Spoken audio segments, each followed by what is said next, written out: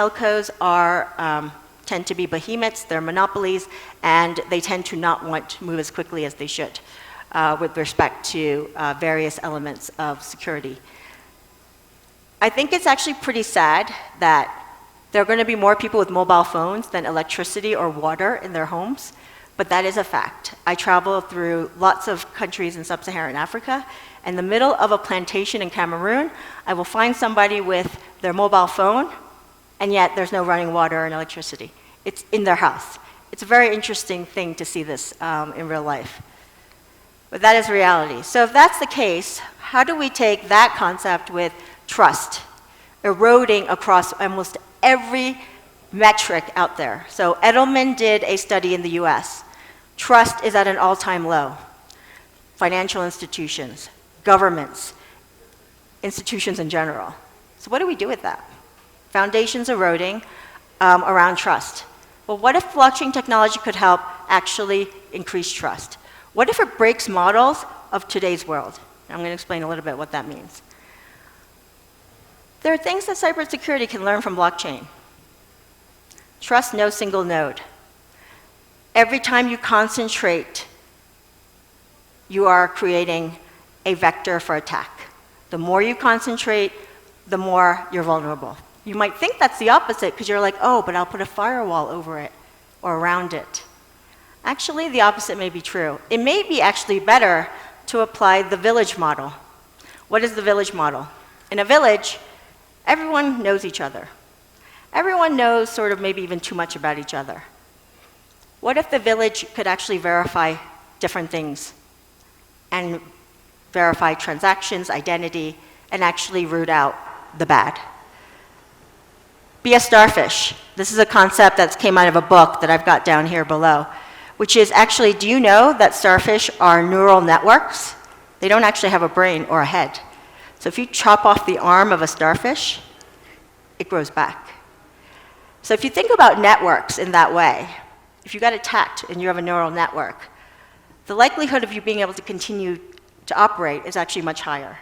And so when we think about today's concepts around cybersecurity, you almost want to go the opposite way, which a lot of the blockchain community is doing, which is looking at data as a utility, not something to be ring-fenced or walled off, but to actually be shared and to actually be encrypted in a way that allows for people to verify without knowing the data. How do you also interact with the hackers and malevolent actors? There are instances, believe it or not, in the cryptocurrency community and blockchain community where people have actually gone direct communication with the hackers. It's maybe not for corporations, but it's certainly an interesting way of dealing with the actual problem. A lot of them, by the way, happen to be very young kids. And I'm going to leave you with one example of where blockchain technology is being used to actually increase security, but from an identity standpoint. So this was announced a few months ago. So Accenture is working with Air Canada and KLM to come up with an enhanced customer experience, but it's beyond that. It's an enhanced customs and immigration processing play as well. What does it do? It allows you to walk through, let's say, Schiphol Airport in Amsterdam. You've already given them all your information. Let's face it, you've given them your passport, they know what flight you're supposed to be on, they know what age you are, they know a ton of information about you. So instead of showing your information 15 times inside of the airport, what if they just give you a QR code? It's encrypted, and it's got all that information. So if you're over 21 and you want to buy alcohol or whatever the age limit is, you just show the code. You don't reveal any of your identity otherwise. You go through the stalls for immigration. You don't show your identity, and they're gonna add biometrics to it. So you obviously show your face. And then here's the thing, to be GDPR compliant when you come back on the other side, when you finish your trip, you have the option.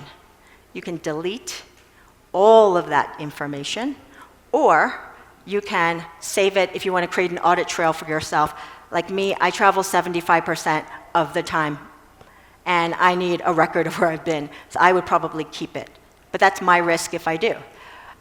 So again, this is a way that people are using blockchain to prove identity and to show identity without you actually showing your information again and again and again. So, because what's one of the problems with data? It's replicated 100 times over in different places. Why? Why do we do that? It's because we don't have better systems to actually be able to prove that you are who you are, for example, and then be able to go across to where you need to go to. You end up showing all the redundant information as well. By the way, this application, if they manage to do this correctly, is not just about people. Identity of cargo, that's the next level of application for this. So here we are. So that was just one example I wanted to give you. And then just to end this, I want to say that this requires a collective. It's a global community that needs to work together. I'm happy to have a conversation. I think in the roundtable we'll have much more deep conversation about cybersecurity and what blockchain can do. I certainly did not touch upon cryptocurrencies here or stablecoins or anything like that, but again, that will also have an impact on the industry here. And I want to thank you for the opportunity and look forward to meeting some of you over the next day and a half. Thank you.